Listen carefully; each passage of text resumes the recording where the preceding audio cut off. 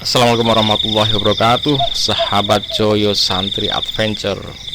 Oke, sahabat semuanya, kita masih melanjutkan ini, menyimak, mengambil pelajaran dan menanggapi ya pernyataan dari Ustadz Daswan Setiawan yang ini dulunya beliau ini di NU kemudian pindah ke Salafi. Nah, ini menarik karena yang dia sampaikan itu kan sesuatu yang dia alami, yang dialami dahulu, yang dipahami dengan segala pemahamannya, kemudian berpindah ke Salafi. Nah, maka ini saya melihat ini informasinya sangat menarik, valid ya. Cuman nanti dalam beberapa hal ada yang sepertinya kita perlu hati-hati juga menanggapinya, tidak semerta-merta semuanya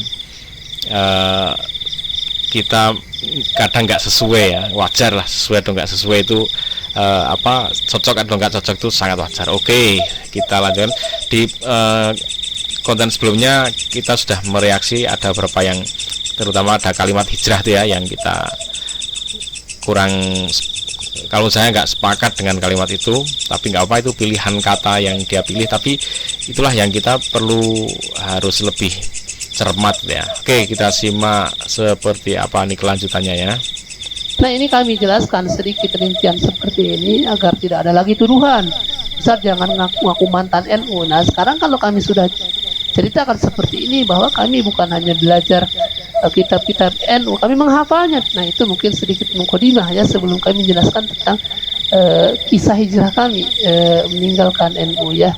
Nah, ketika dulu masih di NU, sebenarnya banyak sekali ganjalan-ganjalan yang menurut kami ini kok begini, ini kok begini. Jadi banyak sekali dulu juga kami banyak kok begini, tetapi kita tahu sendiri kebanyakan orang-orang itu kalau di NU itu taklid kepada kiainya, kepada ustadznya, atau kepada salah satu kitab yang dipelajarinya, sehingga kalau ada ilmu-ilmu dari luar itu seolah-olah tertutup. Dan kami pun dulu mengalami hal-hal seperti itu. Jadi dulu itu kami punya beberapa kitab saja, dan itu menjadi rujukan utama. Tidak seperti sekarang kita banyak buku-buku di sini, banyak kitab-kitab di sini ya.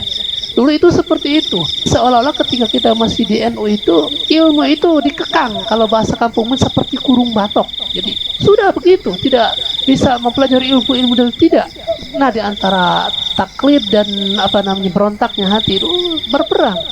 Kok ini begini, kok ini begini. Kadang kami juga membaca dari kitab-kitab NU seperti Fathul Mu'in tentang masalah tahlilan.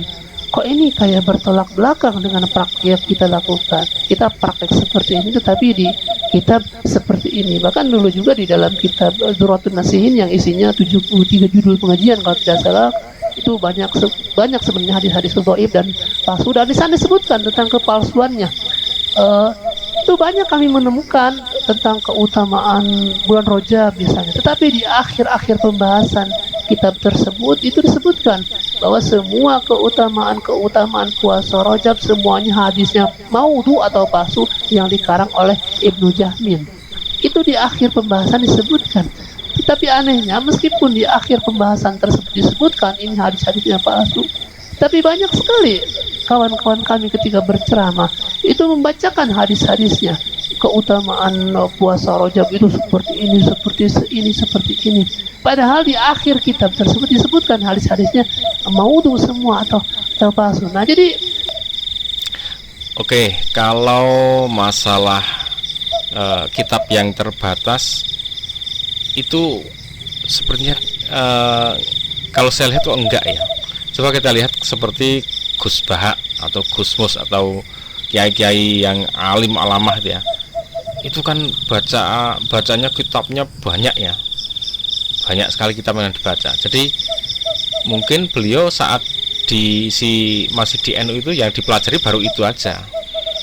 Belum mempelajari kitab-kitab yang lain. Jadi kalau istilahnya terkekang, saya kira enggak ya, karena bisa dibuktikan oleh kiai-kiai besar NU yang lain yang bener-bener pengkaji yang luar biasa, yang bener-bener didedikasikan hidupnya untuk mengkaji. Itu banyak kitab yang dibaca.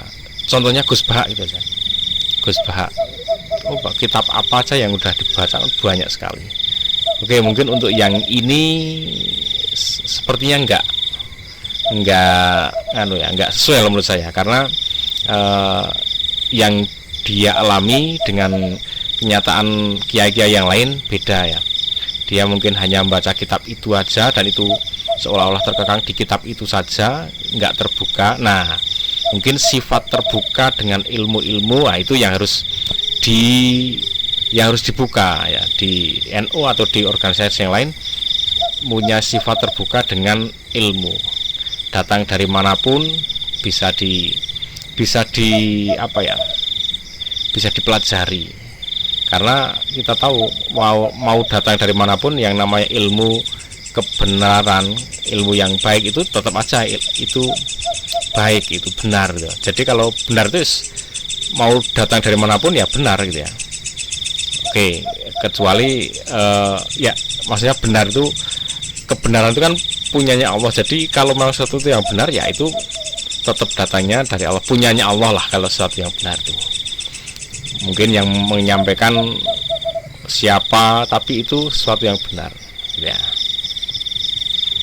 Misalkan ilmu IPA yang menjelaskan siapapun, agama apapun, benda jatuh dari atas ke bawah lurus lintasannya, ditarik oleh gaya gravitasi bumi ya, itu sesuatu yang benar. Mau dijelaskan oleh siapapun, itu tetap kebenaran yang datang dari Allah. Itu bukan hanya ilmu IPA ilmu IPA biasa. Sebenarnya itu sesuatu yang sudah Allah tentukan, sunatullah. Itu benda jatuh dari atas ke bawah dengan melintasi garis lurus, itu sebenarnya itu ketentuan Allah. Cuman kalau orang-orang yang bukan Islam menjelaskannya tidak ketemu itu nama siapa yang membuat aturan kok bisa gitu benda jatuh lurus gitu. Kebetulan yang nyimak Isaac Newton ya, jadi hukumnya Isaac Newton, enak banget kan. Padahal itu siapa? Itu adalah hukum Allah. Allah yang membuat sebuah aturan, keteraturan ya. Benda jatuh ke bawah lurus. Belum lagi masalah perdukunan, itu berdar dianggap biasa. Kemudian masalah orang datang ke kuburan, kemudian di sana meminta ke kuburan, dianggap biasa. Itu kami mengalami. Makanya kalau di dalam ceramah-ceramah kami mengatakan jangan minta ke kuburan, itu bukan hanya cerita-cerita, kami mengalami sendiri. Bahkan beberapa kawan sekelas kami ketika kami masih SD dulu, itu diajak ziarahnya minta agar pintar ke penghuni kubur tersebut. Tapi meskipun mereka meminta kepada kubur-kubur, tetap saja mereka juaranya tidak sampai juara 1. Kami terus juara 1 dulu.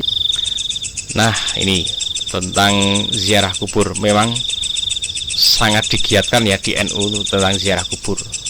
Nah, kalau benar yang disampaikan beliau ini, ziarahnya itu malah minta sama yang udah mati, nah itu juga perlu dikaji ulang, karena itu bahaya, bisa padahal kalau saya sering dengar itu, jadi istilahnya itu tawasul ya. Orang yang sudah meninggal itu orang yang dekat dengan Allah, kemudian orang beriman itu kan mati itu istilahnya tidak mati. Jangan kau katakan orang yang meninggal itu mati, tapi dia ada di sisi Allah, dia mendapat rezeki di sisi Allah. Bahkan terus ini digunakan untuk bertawasul. Yang sudah mati ini kan udah dekat dengan Allah nih, tolong dibantu, dimintakan. Nah, kira-kira seperti itu yang pernah saya dengar itu. Nah, ini harus dibuka ini wawasannya, coba dikaji lagi dari referensi sumber yang lain. Kalau memang hal seperti itu tidak tepat ya bisa direvisi gitu ya. Tapi seperti itu ya, kadang ini agak tipis nih antara tawasul beneran atau dengan agak nyerempet ke syirik. Itu bahayanya memang tipis ini. Jadi minta kepada orang yang sudah mati kan gitu yang disampaikan. Ini beliau yang pengalaman beliau loh ya, bukan saya, tapi beliau yang berpengalaman dulu datang ke kubur, minta kepada yang sudah mati itu supaya pinter kayak tadi tuh. Nah, ini perlu dicerna lagi, perlu cari referensi lagi. Kalau memang masih melakukan ziarah ke kubur dengan maksud seperti itu, minta supaya pinter, minta supaya rezekinya lancar, minta supaya kaya dan sebagainya. Itu perlu belajar lagi seperti apa sih ziarah kubur yang benar yang dicontohkan oleh Rasulullah. Oke, kita lanjutkan. Baik sahabat semuanya, ini sangat menarik ya untuk dikaji, untuk disimak, untuk diambil pelajarannya, pengalamannya dari Ustadz Daswan ini.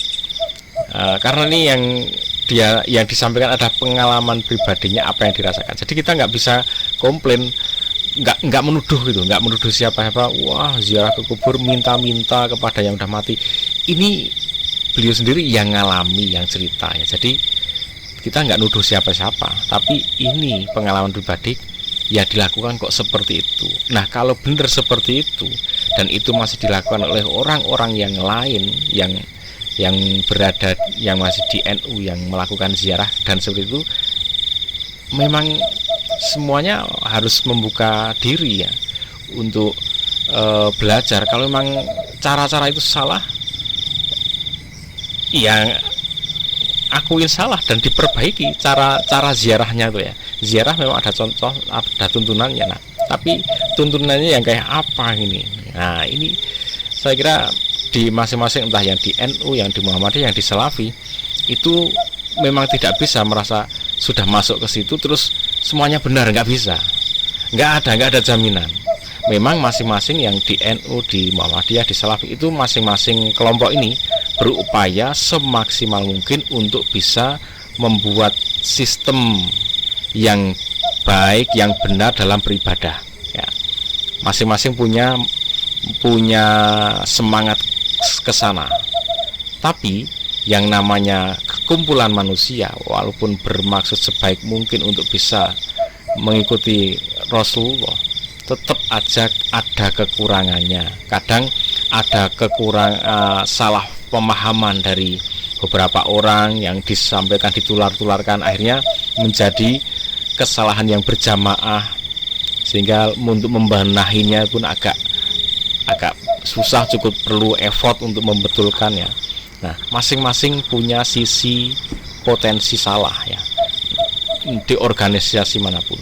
Tapi dengan berorganisasi, berkelompok itu memang potensi kebenarannya tuh jauh lebih baik, lebih banyak daripada cuman sendirian nggak ikut Muhammadiyah, nggak ikut NU, nggak ikut Salafi, sendirian. Aku soleh sendirian, ibadah sendirian, kemudian menjalankan perintah Nabi sendirian, nggak bisa gitu. Sendirian jelas tidak baik ya, tidak baik. Contohnya di saat kita harus mendidik anak kita dan keturunan kita yang selanjutnya, kalau sendirian bisa apa? Tapi dengan berjamaah, berkumpul, entah di Muhammadiyah, di NU, di Salafi, bisa bersama-sama mendirikan pondok Muhammadiyah, pondok NU, pondok Salafi, mendirikan sekolahan, mendirikan perguruan tinggi, sehingga apa? Bisa memberikan pendidikan ke generasi selanjutnya dengan lebih baik. Kalau sendirian boro-boro bisa nggak bisa apa-apa, cuman kelitar keluar kamar, geser sana geser kini, ngomongin sana sini, merasa benar sendiri, jelas sangat buruk sendirian dia. Oke, semoga bermanfaat. Kita lanjutkan, masih menarik ini Ustadz Daswan ini untuk kita simak pengalamannya dan kita cermati juga untuk membuka hati dan pikiran kita. Ada yang cocok, ada yang nggak cocok, itu sangat wajar. Ikuti terus Joyo Santri Adventure. Assalamualaikum warahmatullahi wabarakatuh.